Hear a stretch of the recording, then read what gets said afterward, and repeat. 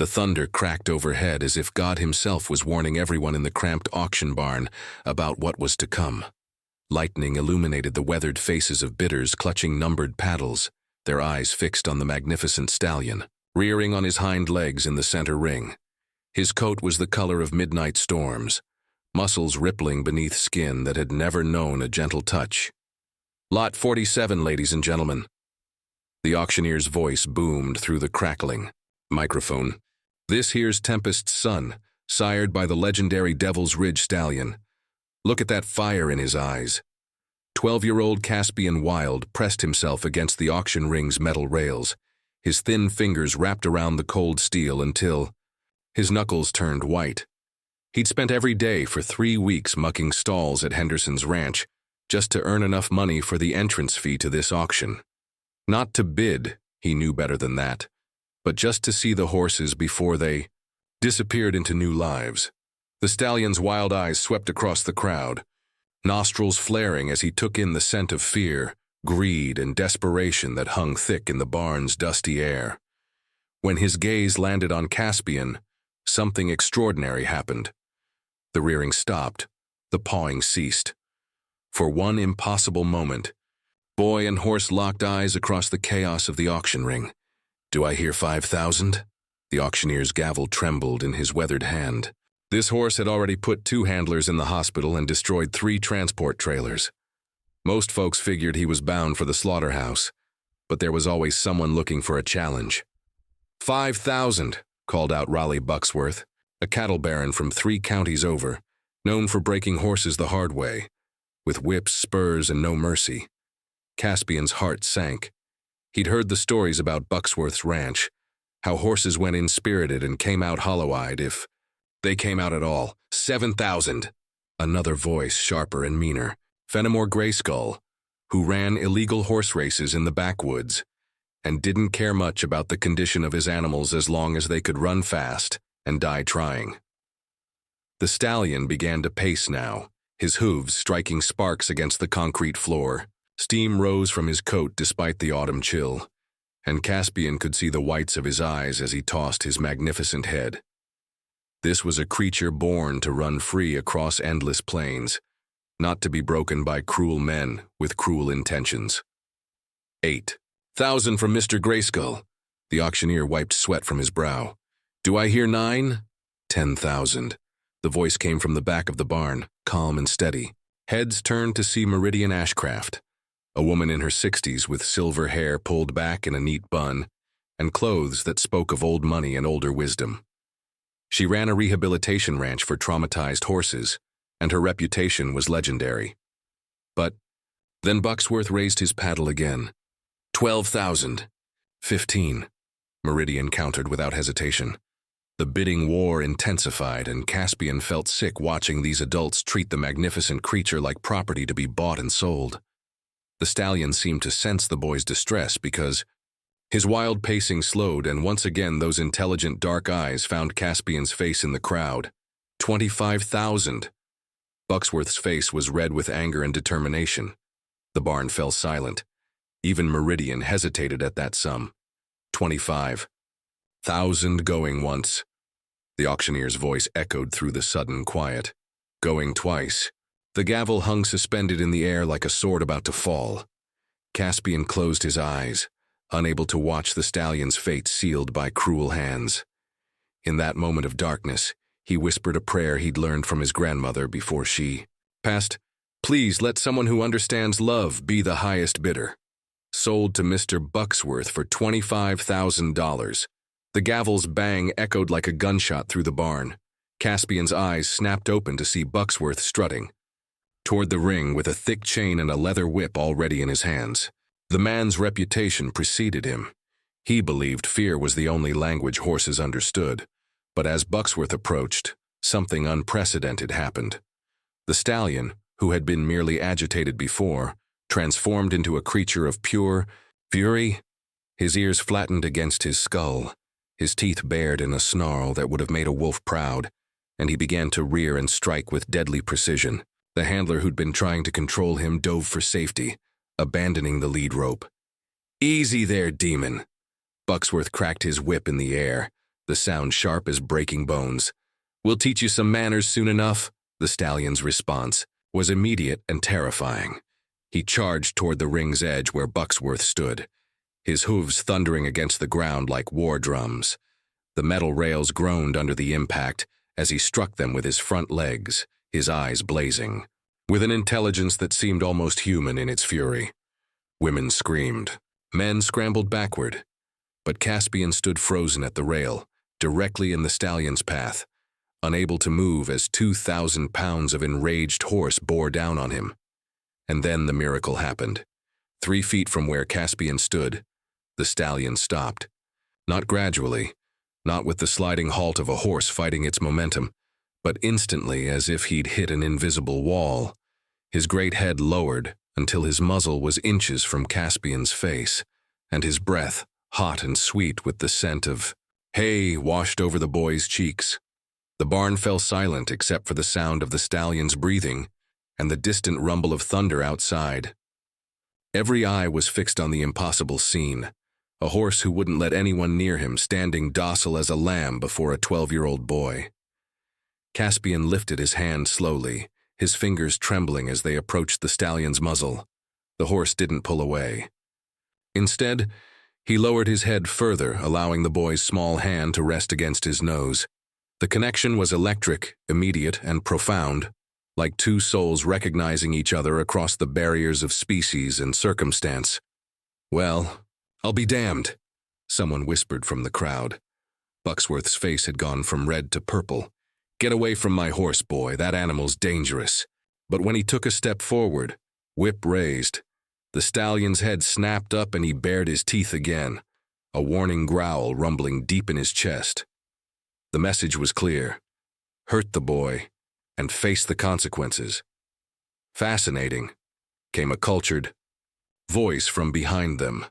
Meridian Ashcraft had approached the ring, her experienced eyes taking in every detail of the extraordinary scene.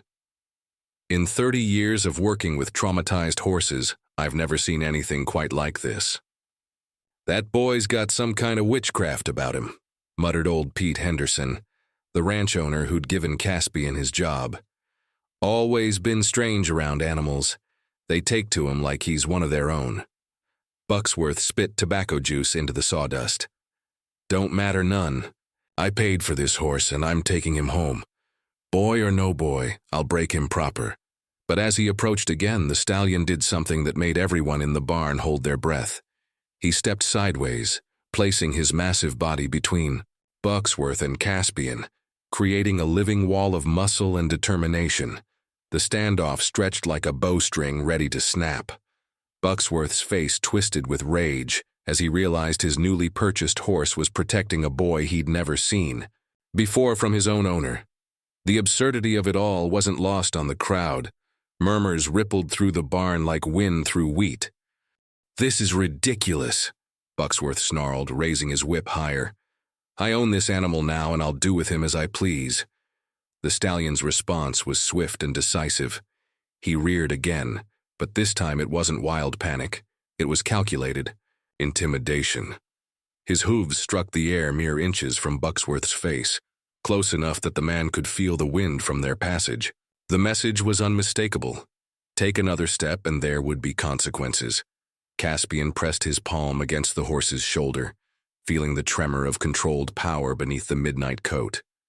"Easy, boy," he whispered, his voice barely audible above the commotion. "I'm okay." Impossibly, the stallion lowered his front legs back to the ground, though his muscles remained coiled and ready. His ears swiveled back to catch every nuance of Caspian's voice, while his eyes never left Bucksworth's threatening form. "This is highly irregular," announced Cordelia Fairweather, the auction house manager, pushing through the crowd with her clipboard clutched to her chest. Her prim gray suit was immaculate despite the chaos, and her voice carried the authority of someone who'd been settling disputes for 30 years. "Mr. Bucksworth, you have legal ownership of the animal, but if he proves too dangerous to transport, we may have liability issues." "The horse ain't dangerous," Bucksworth spat.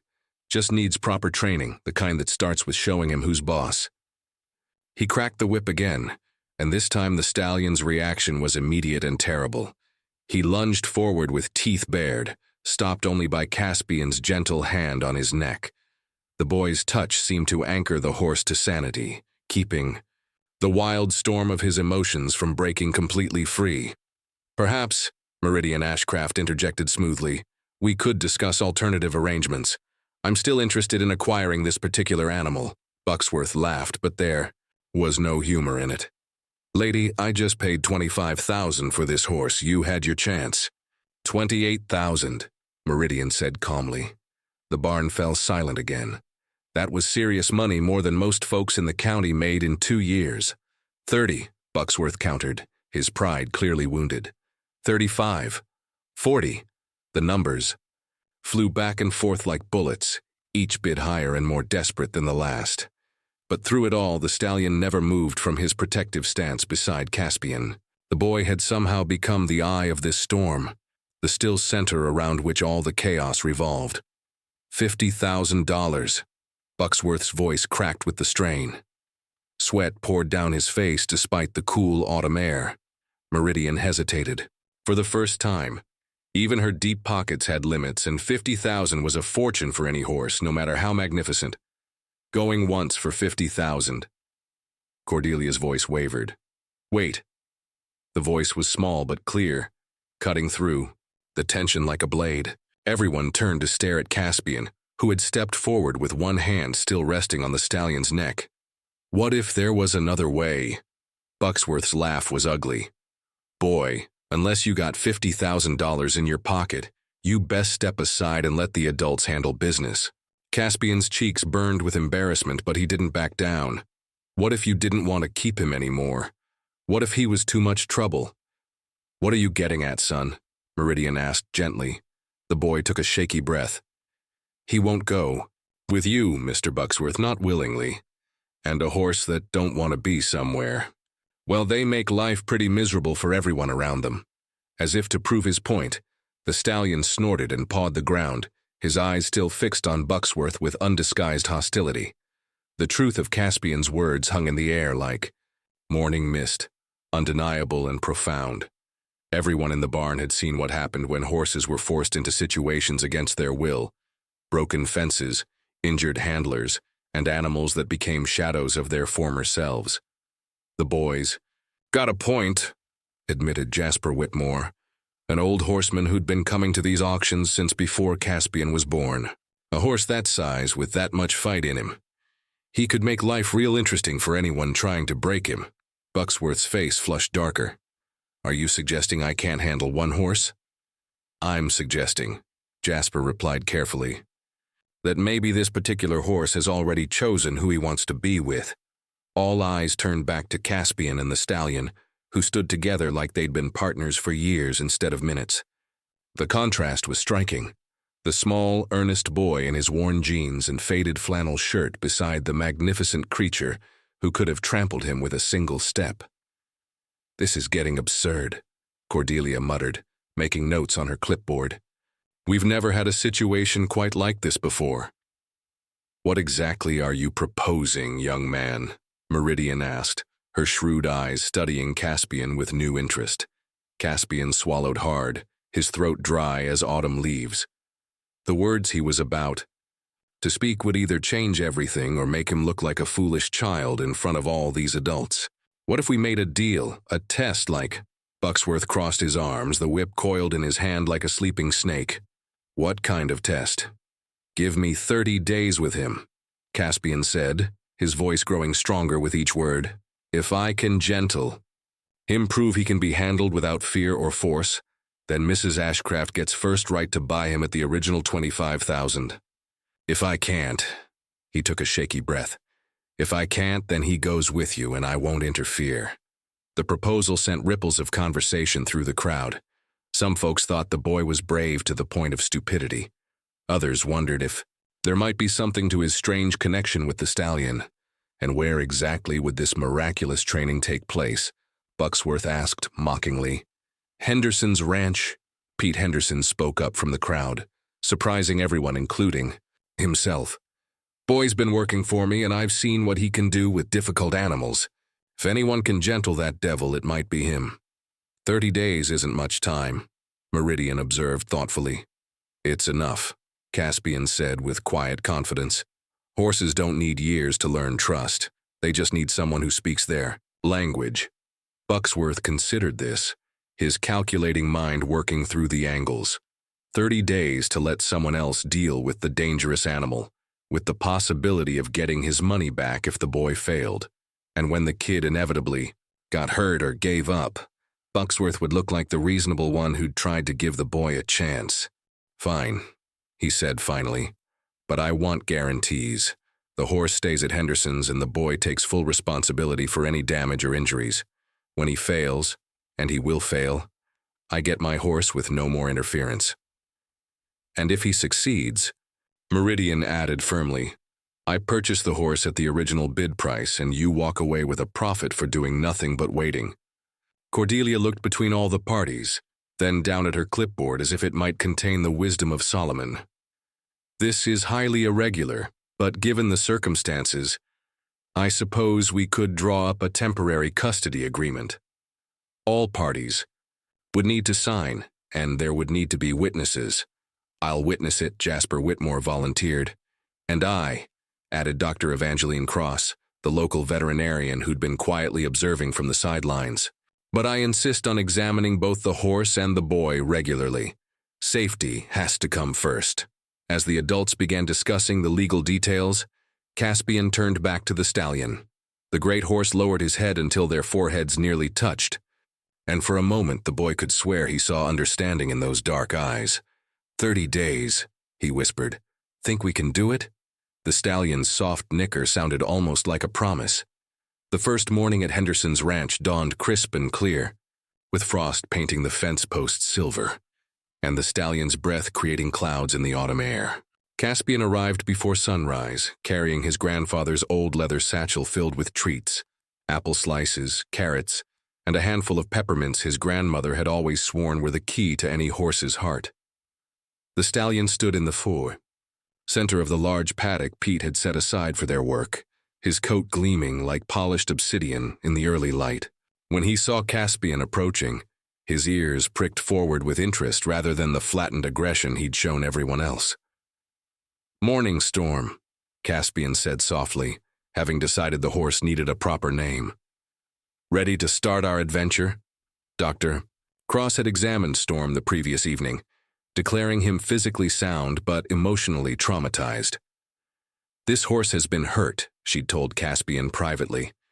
Not just his body, though there are old whip scars on his flanks. His spirits. Been wounded. That's why he trusts you. You're the first person who hasn't tried to dominate him. Now, as Caspian sat cross-legged in the paddock's center, he remembered her words. Storm approached cautiously, his massive hooves surprisingly quiet in the soft earth. The boy remained perfectly still, letting the horse set the pace and make the choices. For 20 minutes, they simply existed in the same space. Storm would approach, investigate Caspian's scent, then retreat to process what he'd learned. Gradually, the circles grew smaller until the horse was close enough that the boy could feel his warmth. I know you've been hurt, Caspian whispered, his voice barely audible. People have been cruel, haven't they? Used pain to make you obey. Storm's ears swiveled to catch every word, and incredibly, he took another step closer. But I'm not like them, the boy continued. I don't need you to fear me to respect me.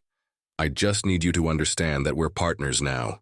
Equals. By the end of the first week, Storm was allowing Caspian to approach freely, and had even accepted a halter, though he still shied away from anyone else who entered the paddock. Pete Henderson watched from the fence, shaking his head in amazement. 40 years I've been working with horses, Pete told his wife over dinner.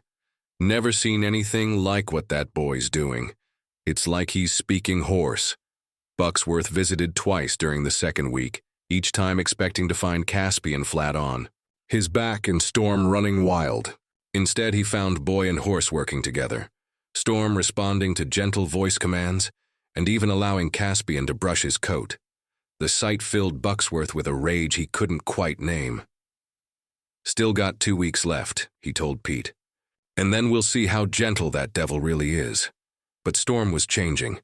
The wild desperation in his eyes was slowly being replaced by something that looked almost like peace. He began to seek out Caspian's company, nickering softly when the boy arrived each morning, and following him around the paddock like an enormous, faithful dog. By the third week, Storm was wearing a saddle. Not because Caspian had forced it on him, but because the horse had shown curiosity about the strange contraption and had allowed the boy to place it gently on his back. The first time Storm felt the weight of it, he'd tensed and snorted, but Caspian's calm voice and gentle touch had reassured him that this was just another step in their journey together. "Easy, boy," Caspian murmured, adjusting the stirrups. "Just getting you used to the feeling. No hurry, no pressure, we've got all the time in the world." Meridian Ashcraft visited during the fourth week and watched in wonder as Caspian mounted Storm for the first time. There was no bucking, no rearing, no explosion of fury. Instead, Storm stood rock still while the boy settled into the saddle, then began to walk forward at Caspian's gentle request. "Remarkable," she breathed. "In all my years of rehabilitation work, I've never seen such a complete transformation." "The boy's got a gift," Pete agreed. "Question is, what happens when the 30 days are up?" The morning of the 30th day arrived gray and overcast, with storm clouds gathering on the horizon as if nature itself was holding its breath. A crowd had assembled at Henderson's ranch, not just the original auction participants, but word had spread throughout the county about the boy who could gentle wild horses with nothing but patience and love. Bucksworth arrived early, his face set in grim determination. He'd spent the past month telling anyone who would listen that the boy would fail, that the horse was inherently vicious, and that all this gentle nonsense was just delaying the inevitable. "Time's up, boy," he announced, as Caspian led Storm from his stall. "Let's see this miracle horse of yours." Storm had filled out during his month at Henderson's ranch, his coat glossy with health and his eyes bright with intelligence. But more than his physical transformation, it was his demeanor that truly amazed the gathered crowd. This was not the same terrified, aggressive animal they'd seen at the auction. This was a horse who had rediscovered trust. Cordelia Fairweather consulted her clipboard with official gravity. "According to our agreement, the test is to demonstrate that the horse can be handled safely without the use of force or intimidation. Mr. Bucksworth, you'll have the opportunity to work with the animal first, followed by young Mr. Wild." "Gladly," Bucksworth said, approaching Storm with his usual whip and chain. The change in the horse was immediate and dramatic. His ears flattened, his muscles tensed, and that familiar wild look returned to his eyes. It was as if a switch had been flipped, transforming the gentle creature back into the dangerous animal from the auction. "Easy there," Bucksworth commanded, cracking his whip. But Storm's response was to rear and strike out, his hooves cutting through the air with lethal precision. Within minutes, Bucksworth was forced to retreat, his face flushed with embarrassment and anger. "The animal's still vicious," he declared. "Nothing's changed." "Now let the boy try," Meridian suggested quietly. Caspian approached Storm with empty hands and a calm voice. "Hey there, Storm. It's okay. Nobody's gonna hurt you." The transformation was just as dramatic as before, but in the opposite direction. Storm's ears pricked forward, his muscles relaxed, and he lowered his head to nuzzle Caspian's shoulder. The boy slipped a simple rope halter over the horse's head and led him in a series of exercises that demonstrated complete trust and cooperation. "Mount up," someone called from the crowd. Caspian swung easily into the saddle, and Storm responded to the boy's subtle cues with the grace of a dancer. They moved together as one entity, horse and rider in perfect harmony. The crowd watched, in awed silence as they performed figure eights, transitions, and even a few small jumps that Storm had learned to enjoy. "Well, I'll be damned," Jasper Whitmore whispered. "That's not the same animal." When Caspian dismounted and removed the halter, Storm remained beside him, free to leave but choosing to stay. The message was clear. This horse had not been broken or dominated. He had chosen his partner. "The terms of our agreement have been met," Cordelia announced. "Mrs. Ashcraft, do you wish to exercise your option to purchase?" "I do," Meridian replied, already reaching for her checkbook. 25,000 as agreed. But then Caspian stepped forward, his young voice cutting through the celebration. "Actually, ma'am, I'd like to make a different proposal." The crowd fell silent, confused by this unexpected development. "You see," Caspian continued, his hand resting on Storm's neck, "I've been thinking about what Storm really needs, and it's not to be owned by anyone, no matter how kind. He needs to be free to choose every single day, whether he wants to be with people or not." Meridian's eyebrows rose. "What are you suggesting?" "Keep your money," Caspian said simply. "Mr. Henderson has agreed to let Storm stay here, in this big pasture with the gate always open. Anyone who wants to visit him can, but only if he allows it. He'll never be sold again, never be forced to do anything he doesn't want to do. He'll just be free to be himself." Pete Henderson nodded. "The boys talked me into it. Storm can stay as long as he wants, and Caspian here has a job for life if he wants it, taking care of horses that need a special touch." The crowd erupted in cheers and applause. Even Bucksworth seemed stunned by the unexpected turn of events. Storm, as if understanding the gift he'd been given, raised his magnificent head to the sky and whinnied, not with anger or fear, but with pure joy.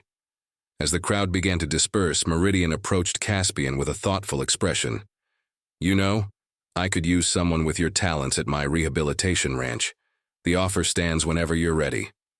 "Thank you, ma'am," Caspian replied. "But I think my place is here, with Storm and any other horses that need to remember what trust feels like." That evening, as the sun set over Henderson's ranch, Caspian sat on the fence watching Storm graze peacefully in his pasture. The gate stood open, as it always would, but the great horse showed no interest in leaving. He had found something more valuable than freedom from captivity. He had found freedom of choice and the knowledge that he was loved not for what he could do, but for who he was. The auctioneer had yelled, "Sold!" But in the end, no one had bought or sold anything. Instead, they had all discovered that the greatest treasures in life, trust, friendship, and love, could never be purchased. They could only be freely given, and in giving them, everyone involved became richer than they had ever imagined possible. Storm lifted his head from the grass and looked toward Caspian, his dark eyes reflecting the last light of day. In that look was a promise that would last a lifetime.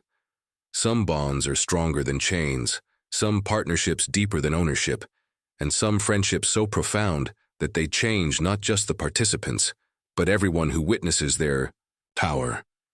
The thunder that had threatened all day finally broke, but it was a gentle rain that fell, washing the world clean and preparing it for whatever wonders tomorrow might bring.